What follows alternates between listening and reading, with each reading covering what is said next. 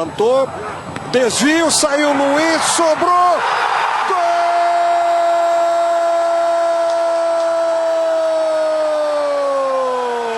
Gol do Guarani!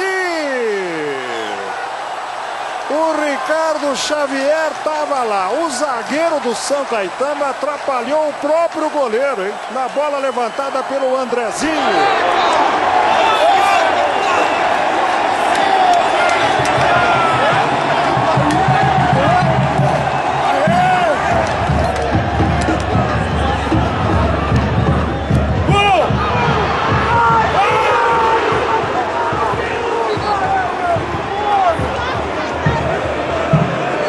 Nada, cara, puta zaga boa pra caralho.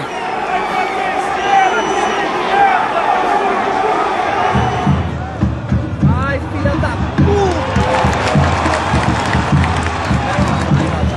Ai, bola, ai, bola, ai, caralho!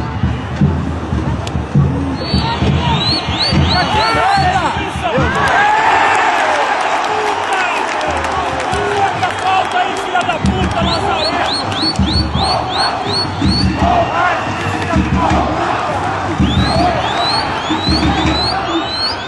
Juiz, filha da puta, Lazarento! Vai, bola, vai, bola!